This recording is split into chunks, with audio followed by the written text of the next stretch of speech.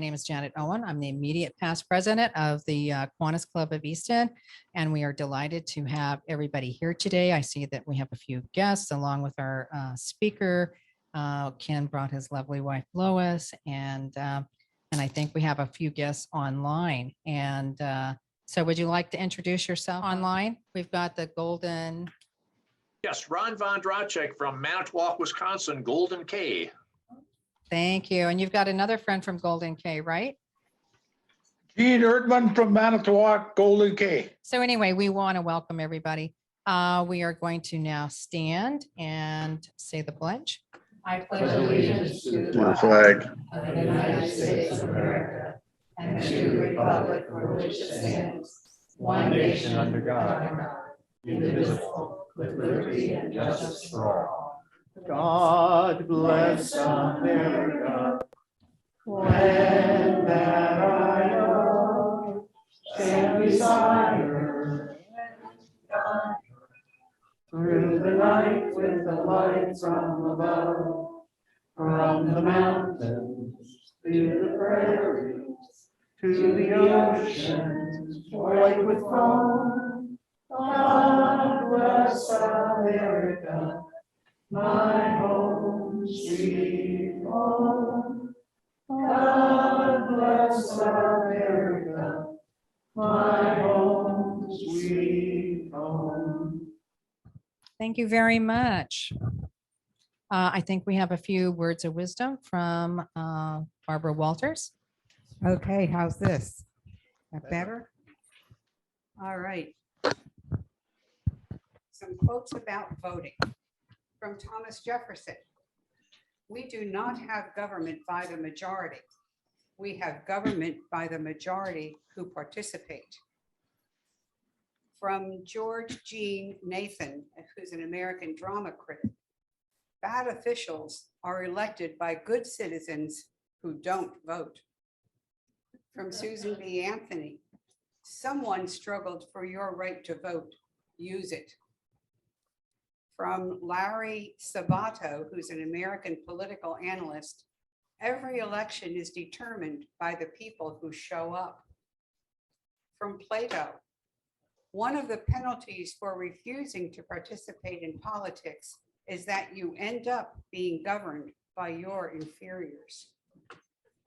From Keith Ellison, who's an American politician and lawyer and the 30th Attorney General of Minnesota, not voting is not a protest, it's a surrender. From Sharon Salzberg, who's a New York Times bestselling author and a teacher of meditation, voting is the expression of our commitment to ourselves, one another, this country, and this world.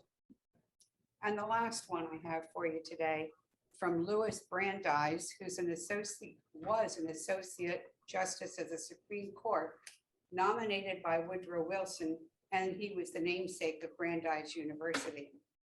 His quote is this: "The most important office, and the one which all of us can and should fill, is that of private citizen." There's your quotes on voting for today.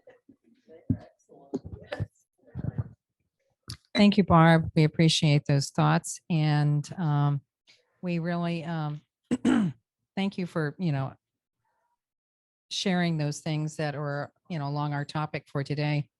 And Ken, I don't know do you want to have your speaker go first?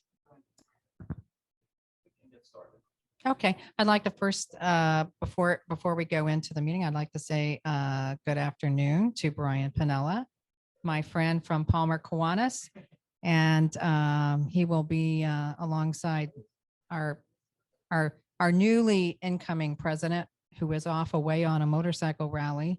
They will be together. So anyway, for next year, for the next Kiwanis year. So at this time, we'd like to let Ken Wildrick stand and go ahead and introduce our wonderful speaker today. Okay, I thought first I would just say a couple words about what the League of Women Voters is, because you're going to get a lot more from our wonderful speaker. But I wanted to emphasize the fact that it's a nonpartisan organization, and it works according to its national webpage. It works to protect and expand voting rights, improve elections, and support fair districting. And I know I got to know about this because I want to know something about the people I'm going to vote for. And oftentimes in the newspaper, you don't really get a very good feel for some of the details of the stands of various people. So I have been happy to have that help from that. And then they support getting people registered. And we all know, as Barbara emphasized, how important it is that people are registered, because you can't vote if you don't get registered. And it's not always easy. So about our speaker herself, I got to know Margaret through Lois because they're both members of the AAUW, and any of you women here might enjoy being a part of that organization. They have fantastic programs and do a lot of good. Margaret Skaarup originally lived in the Midwest, Oklahoma, and then St. Louis. She came back east to college at Cornell, which she says was during an exciting time of protest and optimism. I like that. After graduation, she settled in San Francisco Bay for 20-some years, working first as a paralegal assistant, starting a family, and then teaching elementary school.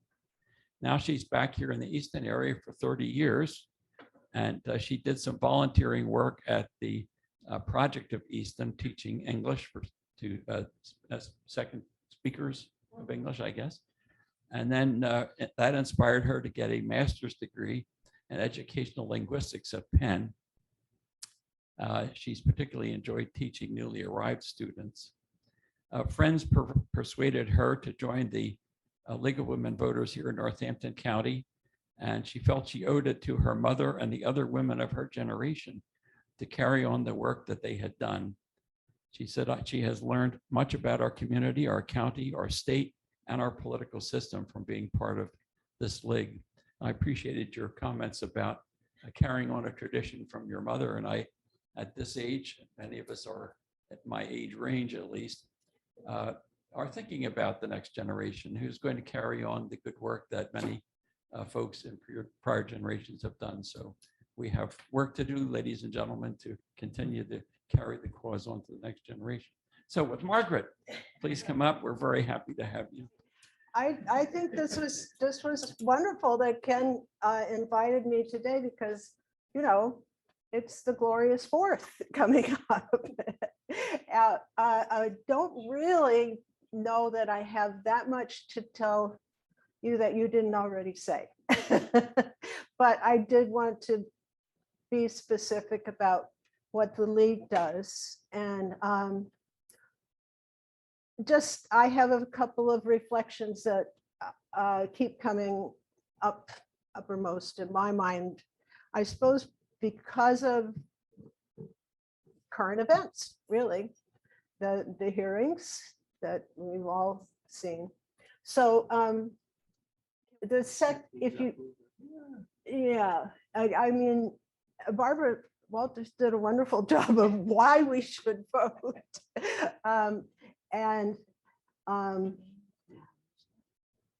I want to mention, and I will again at the end, that if you know anyone who isn't registered, it is very easy to register in Pennsylvania.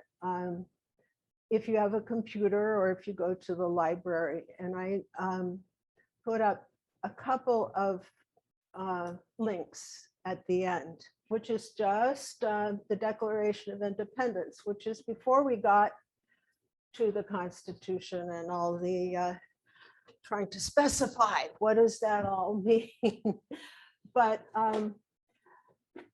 I guess the reason I chose this particular one, which is I think from the Library of Congress, is that it shows all the signatures, all those people who understood, those men who understood that we must all hang together or we shall certainly hang separately. That even before they specified it all, they were willing to go for it. There you go. So that's not the first thing the first part. But I think it's the thing that it's the statement that we have expanded on. We're not just talking about men, and we're not just talking about white men. And in fact, I don't know if people are aware of this. I didn't know it until recently. We're not even talking about just citizens. In some cities where in the US, if you are a resident, the city has decided that you should have a voice in how you are governed. That's what really spoke to me there, that when I think about voting, if you are voting, you are consenting to the government.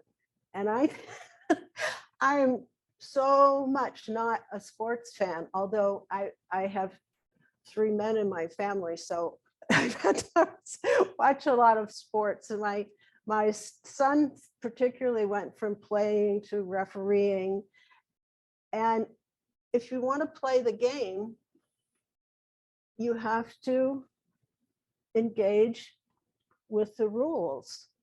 You have to say, is this the game I want to play? And I mean, that's another sort of issue that we have to confront as local community members, is not only the kids, but the parents sometimes feel like, well, no, we're just going to stop this. You know, we don't like the call. We don't like the referee. And to me, when you vote, you're buying in. The next thing is, this just came through this morning. And my son who's an attorney downtown, posted something about a case that the Supreme Court hasn't announced yet, West Virginia versus the EPA, that he thinks is very important for managing climate change. And he said, there's no, I shouldn't quote him, but because I'm not exact, but he was insisting how important this decision is. And one of the respondents said, well, I think the hearings that we're going through are just as important. And he said, without democracy, there's no mechanism to fix anything until we devolve into the Second Amendment solutions. So I think when I talk about current events, that's what we're looking at. If we feel, I know that we are not technically a democracy as it's spelled out in the Constitution, and our founding fathers were not happy about the idea of having democracy evolve here.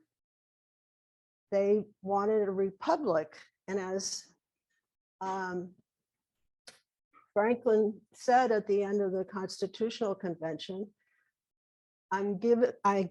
we have given you a republic if you can keep it. It seems that we have to decide whether having a democratic republic and having representatives, having representative democracy is what we want and what we're willing to advocate for. So that's, I'm sure that my son, who is, even before he graduated from Temple Law School, was a great arguer, didn't agree with his friend here. Obviously, people have accomplished all kinds of things without democracy, but is that what we want? I think is what his interlocutor was saying. So I want to talk about what the League of Women Voters does to try to shore up the operation of representative democracy. That's mostly what I'm representing here today, but you heard a couple of my personal opinions as well. So as you said, as Ken said, it is a nonpartisan organization. And I know that many people don't see the League that way. there is a lot of sentiment that the League is involved in advocating for things that are progressive as opposed to conservative. And in many leagues, it is not necessarily the progressive concerns of the league, the US League, that are, what can I say, active and supported. That's a fact. It is, though, a nonpartisan and a grassroots organization, and members decide what they feel they want to put their energy into. So if they feel that they want to put all their energy into voter services and they're not going to address environmental concerns or lead in the water or fracking, that's what they do. It is a grassroots organization. Nobody is policing from on high. I would say that if you want to advocate for things that are not national policies, that you probably do that somewhere else. You don't do it as a representative of the League. So I'm just going to talk very briefly about what advocacy, education, and litigation might be coming along. The League wants to make sure that everybody who is entitled to vote does and can, is more important. We want to be inclusive, and that comes up later, as we say, in redistricting. But it also comes up when administrations, whether it's the state or the county, decide to close polling places, for instance, so that access is cut back. I love it when I see people lined up at the polling place over at Forks Elementary, and I get to talk to my neighbors. But if you are standing in line for a long time and that's cutting into your workday or your children, and then we need other ways to be able to access that right. And we can all just look at the pandemic when we really couldn't stand closely in line with each other and we needed mail-in voting. The basic underlying thing is our democracy is strongest when every voice is heard. Because when people aren't heard, what choice do they have? They can leave, of course, or we get to the Second Amendment option. So these are the things that the League advocates for. And we do have motor voter registration. We have online registration here in Pennsylvania, which is actually really pretty straightforward, and the website, I would say, is well done. We do have multilingual voting resources, because in spite of the tests that I've helped people prepare for citizenship, it's still helpful to read the candidate statements and to read difficult ballot questions, complicated ballot questions in your first language. Extended polling hours, and early voting, which works in a way the same as mail-in voting here. But in other states, it is possible to vote in person on the weekends rather than just on Tuesday. These are more controversial, some of them. Eliminating ballot notary and witness signature requirements, does not happen in Pennsylvania. The registration deadlines in many places are shorter than here. I believe it's still a month before any election. Expanded polling locations make it possible for people who are not able to drive or who don't have the time to get there.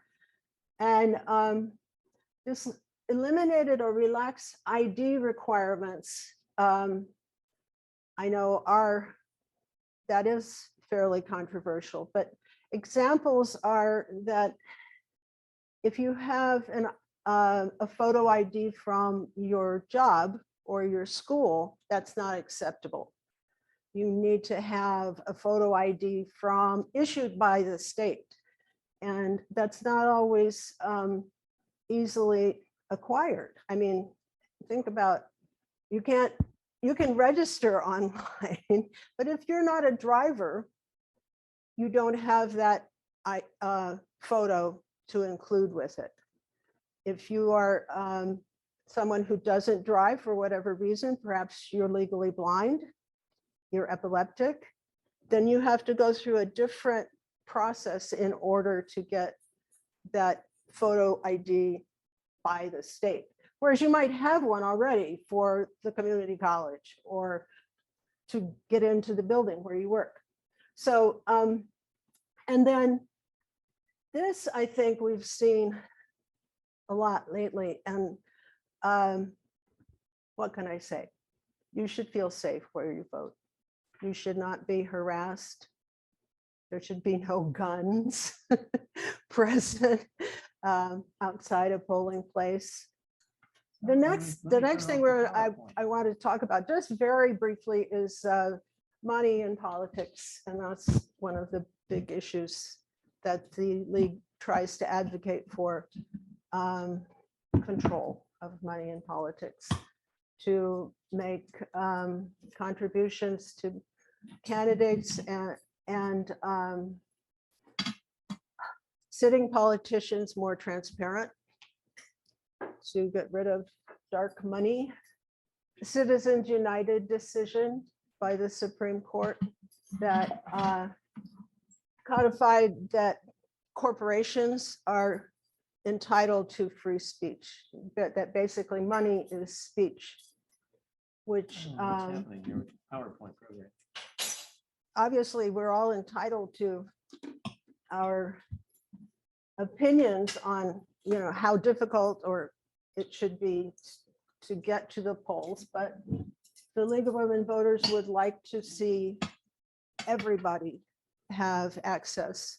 Advocates for, are we working there? Oh, yeah. Yeah. I'm just checking the audio once in a while. Yeah, advocates for easy access to the franchise. The next one that we're going to see is about redistricting, and this is complicated, but I would like to recommend that we pay attention to it. I'm also a member of the group called Fair Districts, which overlaps in membership quite a bit with the League of Women Voters. But it does seem that the current congressional map in Pennsylvania has been considerably improved over previous ones. That there seems to be consensus about that, and we can thank, I think, particularly the leader of the redistricting commission, whose name I've forgotten. Does anybody? He's a longtime Republican. I don't think he's a judge. I think he's a law professor, but he has really done a great job in sort of steering this. It's always in Pennsylvania a bipartisan commission, but in keeping away from the sort of horse trading that's gone on before and has made our legislature, our state legislature, pretty much immobile. When we have a Democratic governor, we have a Republican controlled House and Senate, very little has gotten done. Right now, we're waiting on the budget, I see this morning. So we do feel that things are going better. If you would advance that, sorry, I don't want to keep you from eating, but I just wanted to point out these. We have a redistricting commission. The league would like to have an independent commission, which I won't go into describing how it would be constituted, but several other states do have that already. And it's sort of the gold standard for, everybody knows why we redistrict, right? It's because the population changes. So that's all. Every time there's a census, if your population has changed in one direction or the other, then you have to redraw the districts, both. And one of the difficult things, my husband was saying, here's a good map. And I think, yeah, it is. That's a great, he wanted more pictures in this presentation. But we have the state Senate map here in my neighborhood in Forks. I think all of Forks. I have a new state senatorial district. My state senator is not the same one anymore. We have the state House map, and we have the congressional maps. So the only one that I really followed and I could talk about is the congressional map. And that was what the commission was drawing. But in 33 out of our 50 states, the legislatures draw their own boundaries. And it's basically the politicians picking the voters instead of the other way around. And even more than individual politicians picking, trying to keep their own district, the leaders of each party gain more power in that process. If you didn't toe the party line, then your district somehow disappears. And I'm not making this up. So that, yeah. With today's computers and electronics, I see no reason why this can't be done electronically. Oh, it is done electronically, and But that's getting it to be changed in certain states such as Pennsylvania, Yeah. it'll never happen. one of the things that I didn't know until I joined the League of Women Voters was that Pennsylvania doesn't have initiative or referendum. So it's a long process to change the Constitution as well. So the aim of the League and of their districts has been simply to publicize the process, to help people know what's going on and why it's important. So I think we've had a little success, but yeah. So remember, oh, the last one are three. This is, okay, here in Pennsylvania, in Texas, in Oklahoma, et cetera. What is that? North Carolina.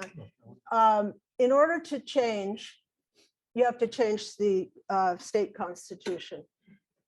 In some states, there is a question of federal legislation saying that they're redistricting, their district drawing is counter to federal law. In some states, there is already an independent redistricting commission. In Iowa, for instance, that's an interesting one. Oh, I just read about Iowa. This came out this weekend, and it's fun because this is not a new problem. Obviously, this is going back to the rotten boroughs in Britain in what was it, the 17th century, I think at least. Where there's nobody living there anymore, but they get a member of parliament.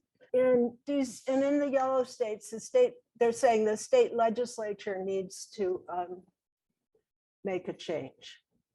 What about the states that are not color coded to match the thing on the right? This is, you see, what they're saying here is, these are what the League focuses on. In these states, they're focusing on education. That rather than on changing the state constitution or one of the other remedies. Obviously, even though California has an independent redistricting commission, it's never going to be perfect. So education would be good there too, but that's not the focus of the league. So the last one, and then I'm going to sit down, although I'd love to see more discussion.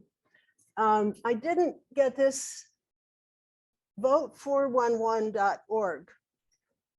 I didn't get a good slide to pull this up, but this, I'm afraid, is going to be replacing the voter's guide that we have been able to get the morning call to print.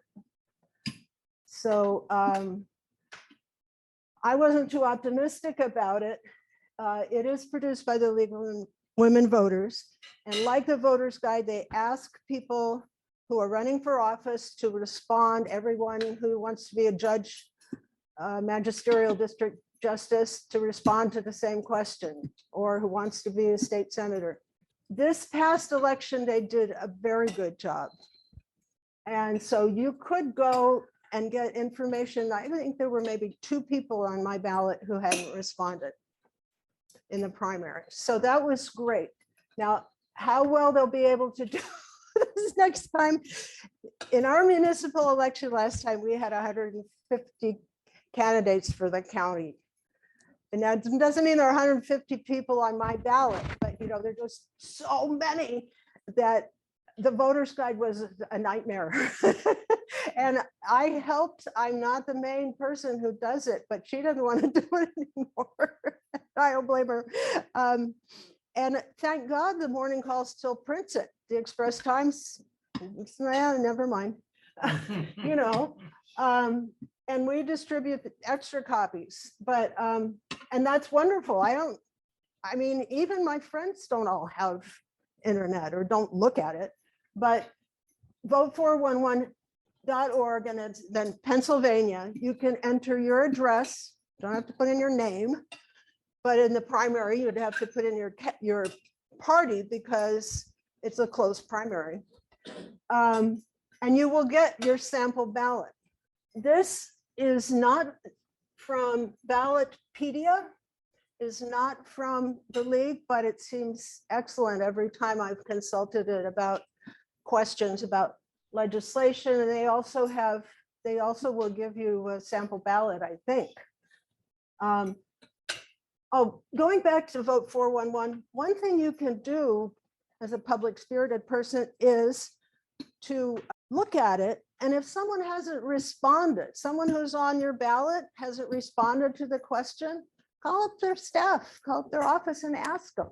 The sitting justices, I did these people who wanted to be re-elected or new justices in the last election, called me as soon as he got my letter, or the lead letter, saying, what do you think about this?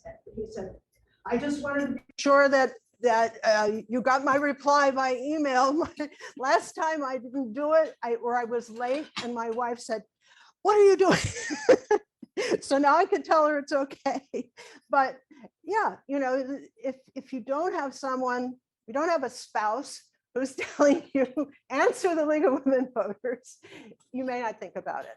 I would recommend that. You won't necessarily get an answer, but they should answer. And I can't tell you how many people have said, I'm not voting for anybody who says no, where it says no reply. So just pass that along. People who are interested and are going to vote. I think that's almost universal. If you've taken the trouble of looking it up. What you're having for the 4th of July. I have a quick question for you, if you don't mind. Sure. Well, what's the league stance on, for those that may or may not know, the past 2 redistrictings, Pennsylvania's Supreme Court, upon challenges, effectively just drew it themselves. And there have been some questions about the legality of that. Now, I'm a lawyer, so I've learned the judges know best, and that's what we have to do. But does the league have any opinion on our Supreme Court effectively completing what is a legislative job? I would say that the league feels that since this is the situation, since this is the way it works right now, the legislators should, well, we should amend the Pennsylvania Constitution to have an independent commission. That, otherwise, we are subject to the majority in the legislature or the majority on the Supreme Court. I mean, the Pennsylvania Supreme Court. So we don't think that's right. But we don't think it should be in the hands of the legislators. Obviously, people in the legislature should have input, but then they should not have the deciding. This whole issue of gerrymandering, I think, is one of the ones that is discussed the most, in the sense that, first of all, it's fixed for such a long period of time. And there is this likelihood that, and it happens with both parties, depending on which state you're in. So it's not, it really is a nonpartisan issue. I don't know how you make it fair, but the idea that people can, in the legislature, can determine what the next things are, the next district going to be that are going to allow them to be elected, doesn't seem right. It ends up sometimes where state is actually governed by the minority, or even the federal Congress can be governed by a minority with this inequality in how these things are done. And it would be wonderful if there would be some guidance, really at a federal level, that would say, these are the ways we think states ought to do this, even if they can't, of course, enforce it on the states, but have some kind of a guideline or a map that would allow us to start to think more as an American people about how we'd like to be able to be represented. Well, on that note, we do have a couple of people that may need to go on, but I wore a shirt today that actually represents something that Jan's passionate about, and it's about voting, getting to know the people that are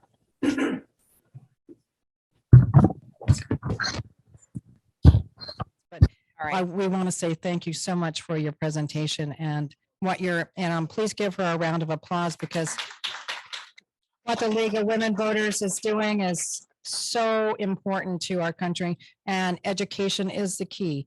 So as long as we keep educating our citizens and we keep giving them, the tools that they need in order to make the informed decisions that they need to make as we go along, that's what it's about. So definitely, I give you lots of accolades for being part of that.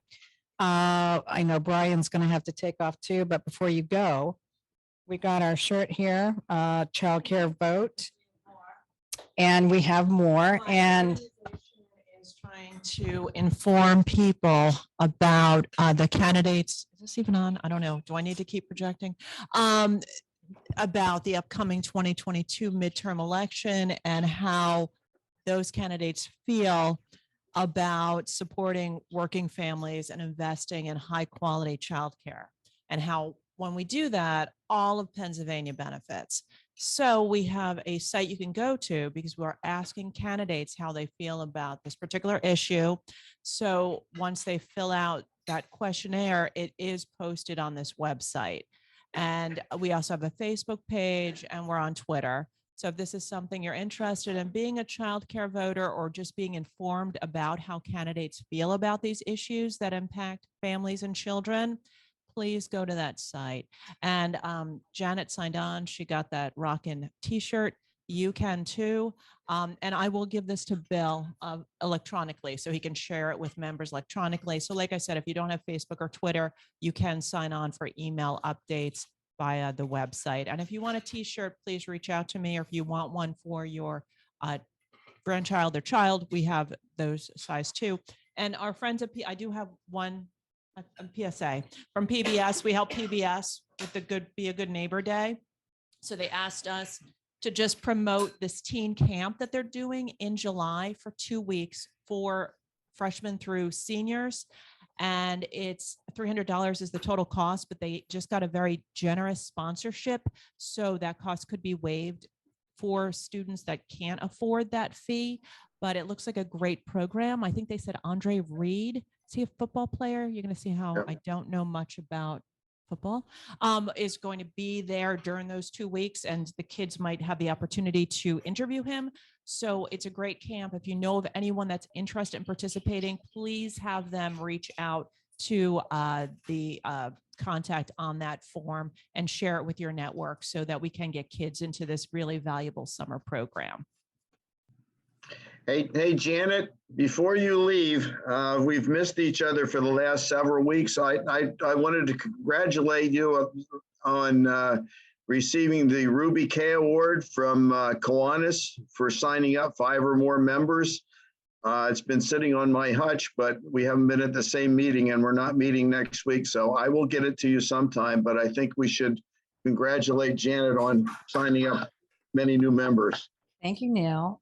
It's an honor. It really is. And I'm so excited that, Jan's doing this. It's really about education and going to the International Convention and seeing Rachel Giannini there, who presented to our club last year and last September, getting behind the childcare centers, their staff, their educators, the families, the children, and most importantly, the children. So Kiwanians, we can do this. We can definitely take this to the next level and really promote, childcare and promote people that are, and just getting them involved. I mean, but, Jan's always advocating, and she's getting them coming from both sides to all of these events where they're going out to the centers and reading to the children. And it really makes a difference. It really makes a difference. So thank you so much, Jan, for doing that. We gave her some early learning guides. She's going to pass those out. Brian, we are looking forward to doing more great things with you. Thank you. I'm looking forward to it. We went to the convention. It was a great time. We did get COVID in addition to that. Because it was kind of a spreader event, I guess. Unfortunately, we all wanted to be around each other. One thing that we came out of it was a Dr. Will Bleckman's fellowship, and he is somebody that you should look up online if you do not know who this individual is. He is one of the most iconic Kiwanians that there has ever been as far as Kiwanis is concerned. Not only did he do the iodine deficiency, he also did Eliminate project. He did Children Priority 1. They have just now done a 25, if you give $2,500, you can get this, you can be part of this this movement. And they did raise quite a bit at the convention. If you get an opportunity to go to a convention, do it. It's so inspiring to see what other people do. And we had time to be partake of 2 different service projects that were large in scale. It just brings more energy to yourself and to the people around you. There's so many great speakers. We miss Walt so much. We would have liked to have had him there, but we had a great time with our district. And I think we've got a great opportunity to do even more good work this upcoming year. We missed the June birthdays, okay? Not that maybe some people don't want to know they had another birthday, but Sarah Wassel was June 3rd. Anthony Capilano was June 3rd. Carol Capilano was June 5th. Scott Fisher, my phone's dying. Scott Fisher was June 10th. Barbara Walters was June 10th. Sue Gallagher was June 20th. So we wish them a happy birthday. I'm going to use my tiny bell.